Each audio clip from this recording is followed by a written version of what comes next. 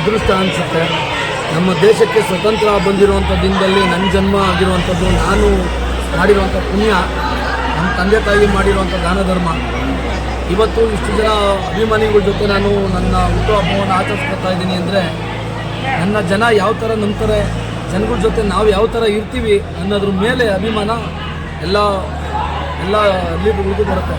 ಅದೇ ಥರ ನಮ್ಮ ಸಿಗ್ನಸಳ್ಳಿ ಜನತೆ ಮತ್ತು ನಮ್ಮ ಯಲಹಂಕ ಕ್ಷೇತ್ರದ ಇಬ್ಬರು ಜಯಣ್ಣವರಾಗಿರ್ಬೋದು, ರಾಜಣ್ಣವರಾಗಿರ್ಬೋದು, ಮಂಜಣ್ಣವರಾಗಿರ್ಬೋದು, ಎಲ್ಲರೂ ಕೂಡ ನಮ್ಮ ಕೊಳ್ಳಿನಹಳ್ಳಿ ವೆಂಕಟೇಶಪ್ಪವರಾಗಿರ್ಬೋದು, ನಮ್ಮ ಇಂದಪ್ಪವರಾಗಿರ್ಬೋದು, ನಮ್ಮ ಲಕ್ಷ್ಮಣೇಗೌಡರಾಗಿರ್ಬೋದು, ಇವರೆಲ್ಲ ಬಂದು ನನ್ನ ಹುಟ್ಟುಹಬ್ಬಕ್ಕೆ ಶುಭಾಶಯನ ಕೋರಿದ್ದಾರೆ. ಅವ್ರಿಗೆ ಎಲ್ಲರಿಗೂ ಕೂಡ ನಾನು ಧನ್ಯವಾದಗಳನ್ನ ಅರ್ಪಿಸ್ತಾ ಇದ್ದೀನಿ. ಅದೇ ರೀತಿ ನಮ್ಮ ದೇಶಕ್ಕೆ ಸ್ವತಂತ್ರ ಬಂದು 80 ವರ್ಷ ಆಗಿದೆ. ಈ 80 ವರ್ಷದ ಹಿಂದೆ ನಮ್ಮ ದೇಶಕ್ಕೆ ಸ್ವತಂತ್ರ ಬರಲಿಕ್ಕೆ ಎಷ್ಟು ಜನ ನಮ್ಮ ಪ್ರಾಣವನ್ನು ತ್ಯಾಗ ಮಾಡಿ ನಮ್ಮ ದೇಶಕ್ಕೆ ಸ್ವತಂತ್ರವನ್ನು ಕೊಡಿಸಿದ್ದಾರೆ.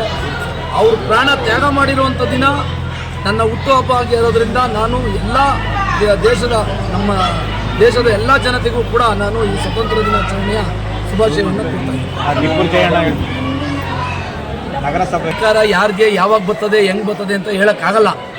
ನಾನು ಇವಾಗ ಅಧ್ಯಕ್ಷ ಆಗ್ಬಿಡ್ತೀನಿ, ಮೆಂಬರ್ ಆಗ್ಬಿಡ್ತೀನಿ ಇನ್ನೋ ನಾಳೆ ಏನೂ ಆಗಲ್ಲ. ನಾಳೆ ನಾನು ಏನೂ ಆಗಲ್ಲ ಅನ್ನೋನು ಯಾವತ್ತಾದರೂ ಒಂದು ದಿವಸ ಏನಾದರೂ ಒಂದು ಆತಾನೆ. ಇಲ್ಲಿ ಏನೇ ಮಾಡಬೇಕಾದ್ರೂ ಮೊದಲು ಜನಗಳಿಗೋಸ್ಕರ ಜನಕ್ಕೋಸ್ಕರ ಕೆಲಸ ಮಾಡಬೇಕು.